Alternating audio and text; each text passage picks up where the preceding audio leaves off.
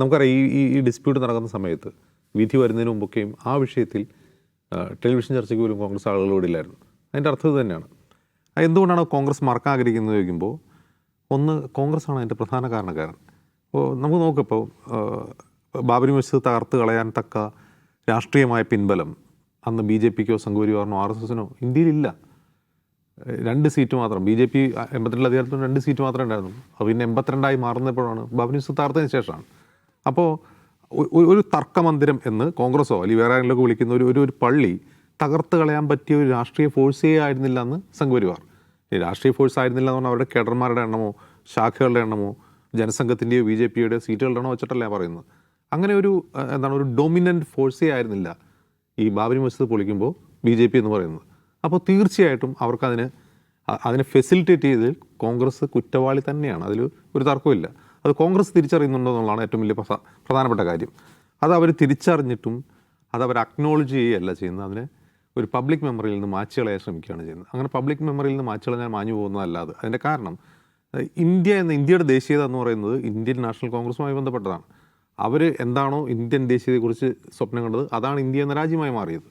അതിൽ പലതരം ആശയങ്ങളുണ്ടാകാം, പലതരത്തിലുള്ള അഭിപ്രായ ഭിന്നതകളുണ്ടാകാം. പക്ഷേ ഒരു കോമണായി അവരുടെ സ്വപ്നമാണ് ഇന്ത്യ എന്ന് പറയുന്നത്.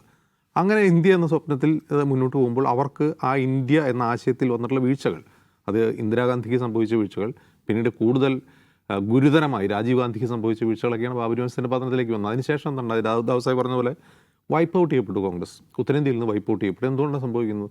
കാരണം കോൺഗ്രസിനേക്കാൾ നന്നായി കോൺഗ്രസ് ആ സമയത്ത് പറഞ്ഞുകൊണ്ടിരുന്ന ഇന്ത്യൻ ദേശീയത അതിലും അഗ്രസീവായി പറയാൻ BJP പഠിക്കുകയും പരിശീലിക്കുകയും ചെയ്തു. അറച്ചറച്ച് പറയാതെ പച്ചയ്ക്ക് പറയാൻ തുടങ്ങിയപ്പോൾ ആളുകൾ അതിനെ വോട്ട് ചെയ്തു. ആ നറേറ്റീവിന് പിന്തുണ കിട്ടാൻ തുടങ്ങി. ആ ഹിന്ദി ഹൃദയഭൂമിയിൽ നിന്ന് കോൺഗ്രസ് തുടച്ചു മാറ്റപ്പെടുന്ന കാഴ്ചയാണ് പിന്നെ നമ്മൾ കാണുന്നത്. ഒരിടത്തും പിന്നീട് തിരിച്ചു വന്നിട്ടില്ല.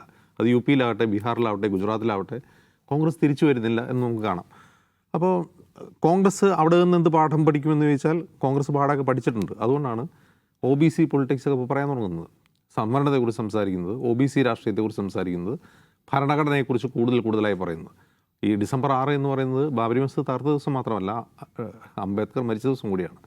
അത് ആ ദിവസം തന്നെ എന്തിന് ആ പരിപാടിക്ക് തിരഞ്ഞെടുത്തു എന്ന് ചോദിച്ചാൽ, ഇന്നിപ്പോൾ അംബേദ്കറെ പറ്റി സംഘപരിവാരും RSSും ഒക്കെ അവർ അപ്രോപ്രിയേറ്റ് ചെയ്യാനുള്ള ശ്രമം നടക്കുന്നുണ്ട്. ഞങ്ങളുടെ ശാഖയിൽ അംബേദ്കറെയും ശ്രീനാരായണ ഗുരുവിനെയും മഹാത്മാ ഫൂലെയും സ്മരിച്ചുകൊണ്ടുള്ള ശ്ലോകങ്ങൾ ഉദ്ധരിച്ചുകൊണ്ടാണ് RSS ശാഖകൾ തുടങ്ങുന്നതെന്ന് ഇന്നാരികെ ഫേസ്ബുക്കിൽ പോസ്റ്റ് ചെയ്തിട്ടുണ്ട്.